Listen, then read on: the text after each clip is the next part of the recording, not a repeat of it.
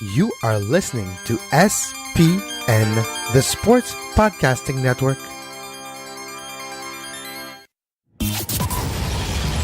Welcome to Scuderia F1, the podcast that's always up to speed with the latest Formula One news. Follow us on Twitter at Scuderia F1 Pod and subscribe to the show on iTunes and Stitcher. Now, here are your hosts, Mark Daly and Kevin Laramie. Hello and welcome to the podcast that is always up to speed with Formula One. Happy Boxing Day to all Formula One fans in Canada and the United Kingdom, and happy holidays to Formula One fans in all four corners of the globe. Boxing Day is an interesting holiday here in Canada. It's basically our equivalent of Black Friday down in the States.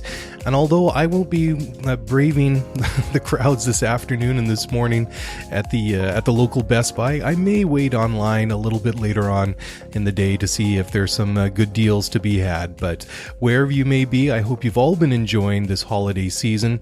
And let's get into the show for this week. Again, I'm going to dial it back over 25 years ago. And, well, what was happening 25 years ago in Formula One? Well, I think if you told anybody who's a newer fan to the sport that Williams were once the team to beat, they might look at you a little bit funny. But the truth is, although the team has struggled in recent years and haven't won since Pastor Maldonado's unlikely victory at the 2012 Spanish Grand Prix, they're ranked the third most winningest team in Formula One with 114 wins since they took to the track in 1978. Some of Williams' impressive stats include 9 Constructors' Championships, 7 Drivers' Championships, 128 pole positions, and 133 fastest laps.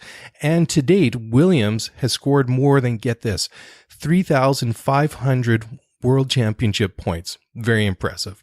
The 80s and 90s were Williams' heyday. They won their first Constructors' Championship way back in 1980 when Alan Jones took the Drivers' Championship in the Ford Cosworth-powered FW-07.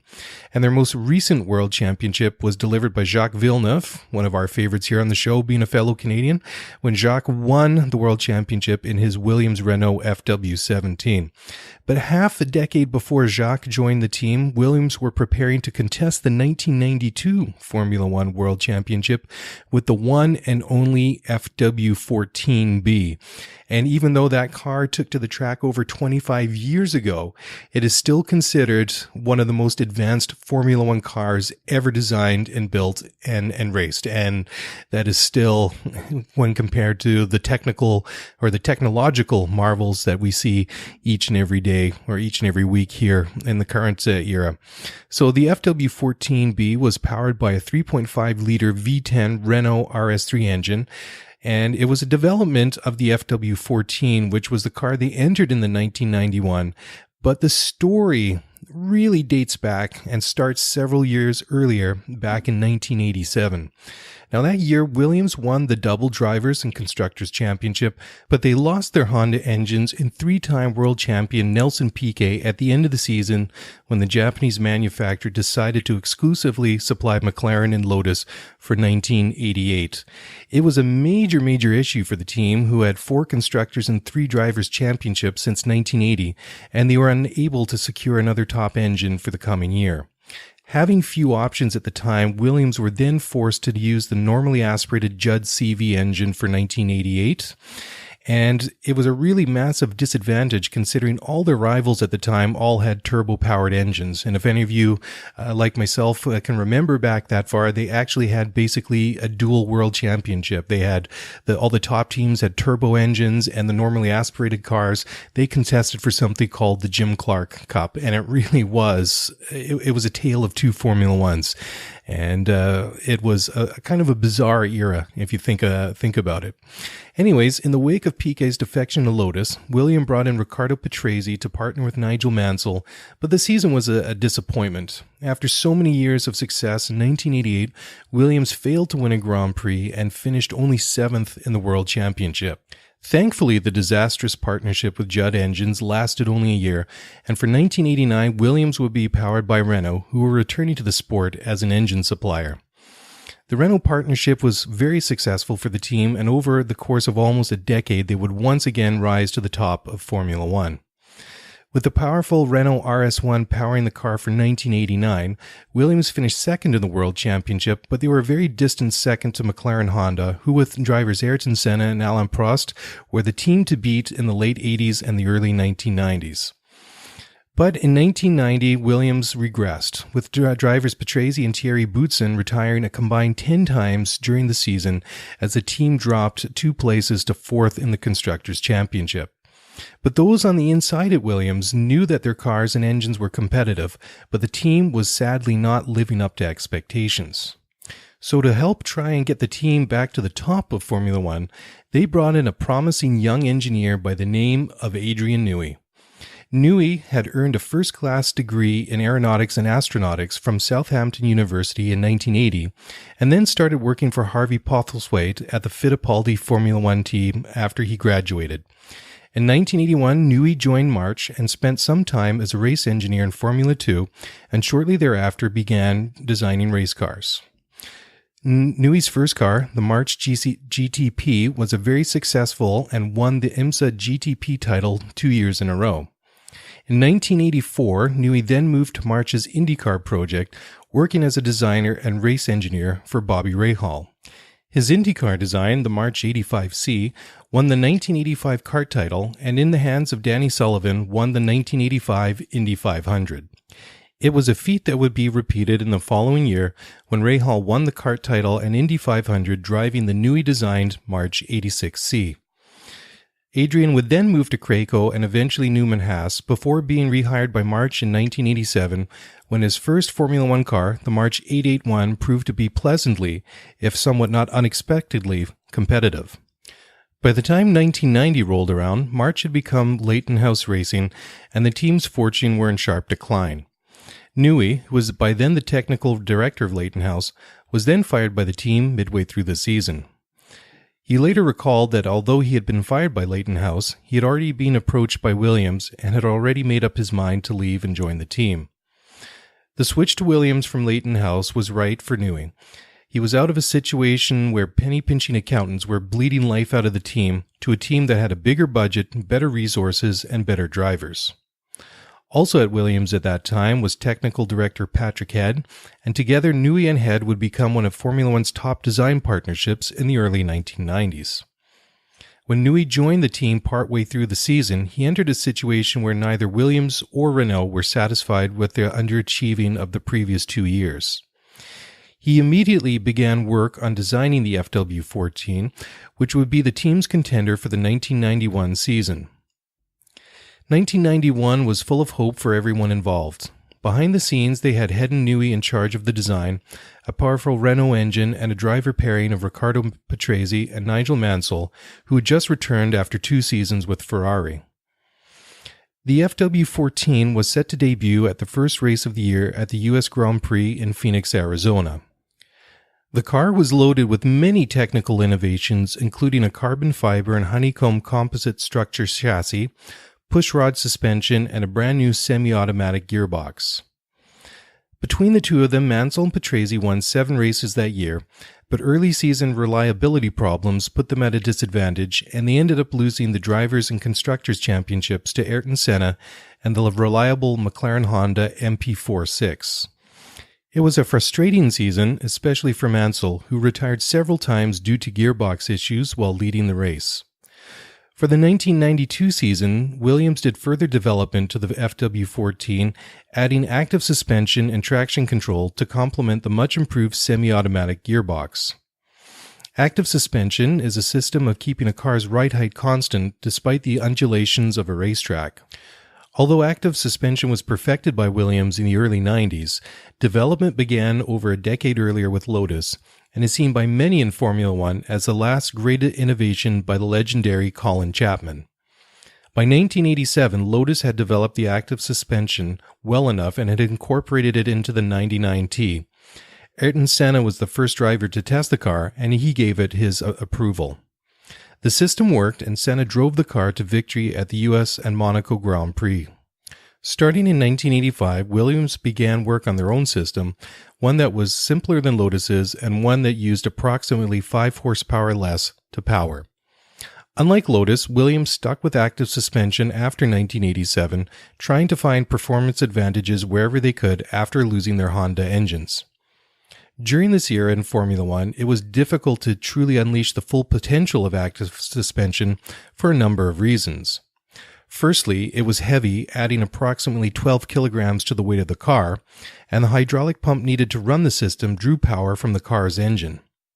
Perhaps the biggest challenge in the 1980s was the lack of computing power available to process the data from the car.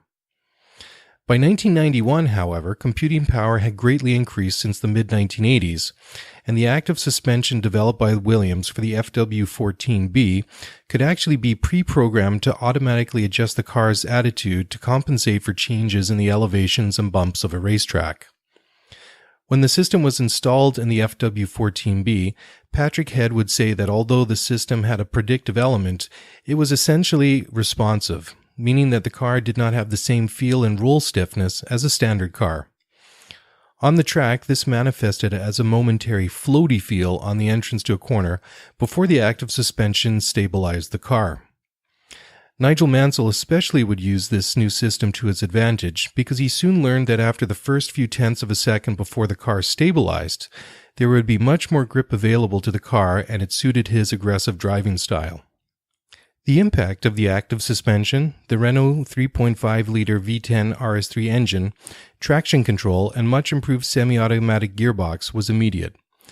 The car was actually available for the 1991 season finale in Adelaide, Australia, but bad weather prevented Williams from running the car in race conditions to assess its full potential. Once the car took to the track for its first race of the year at the US Grand Prix in Phoenix, it was clear it was much better than any of its competitors at the time.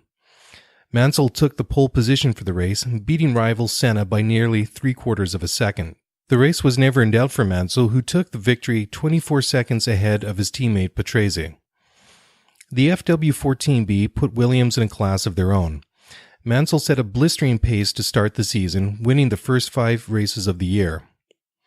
Williams were regularly out-qualifying other cars, and by the time Formula One rolled into Silverstone for the 1992 British Grand Prix in July, Mansell was nearly 2 seconds quicker than his teammate Patrese. He cruised home to an easy win 39 seconds ahead of his teammate, sparking off a frenzied celebration and track invasion by the British fans, which has become known as Mansell Mania in Formula One lore. Mansell easily won the Drivers' Championship that season, clinching the title with a win at the 11th race of the season in Hungary. By the time the year was over, Mansell had cruised to 108 points in the World Championship, which was nearly double to second-place Riccardo Patrese, who only had 56 points. Between them that year, Mansell and Patrese recorded 10 wins in the FW14, and Mansell's 9 wins in a season was a record at the time. In the Constructors' Championship that year, Williams was equally as dominant with 164 points by the end of the season, which was more than 65 points ahead of McLaren in second place. By 1993, it was clear that active suspension was an essential piece of technology for a team to be competitive in Formula One. But many teams complained of the sky-high price of development after designing and building their own system to try and close the gap to Williams. Despite the dominance of Mansell and Williams in 1992, there was an acrimonious split after the season, and he then left the team. The hugely successful 14B was replaced by the FW-15C for the 1993 season, which of course featured an active suspension system. The FW-15C was actually available midway through 1994, but the 14B was so good that the introduction of the 15C, albeit modified at the last minute to comply with 1993 regulations, was delayed until after the 1994 season was over. Active suspension, which allowed for increasing cornering speeds, which was a big safety concern for the FIA. The concern was great enough that the FIA pressured the teams enough to accept a ban on active suspension for 1994. The FIA was so serious about banning the technology that at the 1993 Canadian Grand Prix, Stewards Bulletin No. 3 issued by Charlie Whiting stated that all cars with active suspension were in breach of technical regulations because the hydraulic rams of the active suspension systems were considered to be moving aerodynamic devices which had been banned in Formula One for some time. Active suspension was indeed banned for 1994, but Williams still remained a Formula One powerhouse for the rest of the decade. By the time it was phased out in favor of the 15C, the FW-14 and its predecessor FW-14 had raced in 32 Grand Prix, winning 17 races and claimed 21 poles and 19 fastest laps. Mansell's 1992 World Championship was his one and only title in the sport, coming 6 years after he was so cruelly robbed of the championship when he suffered a punctured tire at the season finale in Australia. 1992 was also effectively the end of Mansell's competitive run in F1. Williams had not told Mansell that Prost had signed for 93, and the Englishman felt that he would be in an inferior position to Prost, as he had been when they were teammates at Ferrari a couple of years earlier. Additionally, Senna was also coming to the end of his contract at McLaren, and had said publicly that he would like to drive for Williams, and would even do so for no salary.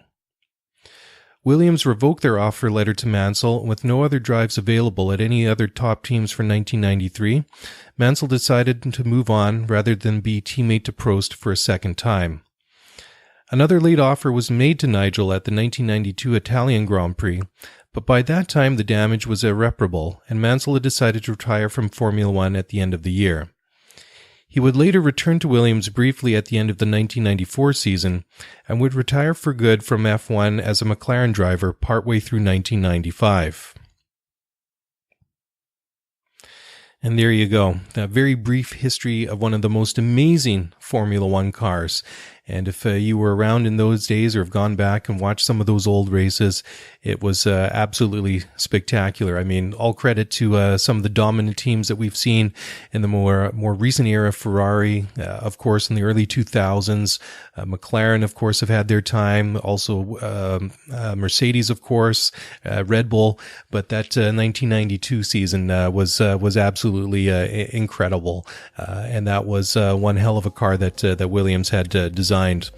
So I hope you enjoyed this brief episode. We'll be back again next week. There are several videos that I found online on YouTube, and I've linked to those in the show notes if you want to go check them out there. And that's it. I hope you enjoy the rest of your holiday season, and Happy New Year's. Of course, 2019 is only a couple of days away, and we'll be back again this time next week to pick it up. And I've got another special episode up my sleeve, so we'll talk to you then. Happy New Year. Thanks for listening, and we'll talk to you again soon.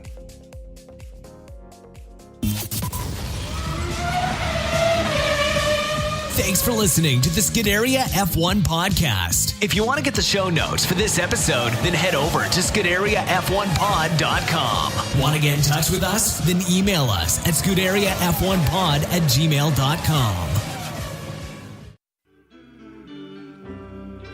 You were listening to SPN, the Sports Podcasting Network. Visit us, sportspodcastingnetwork.com.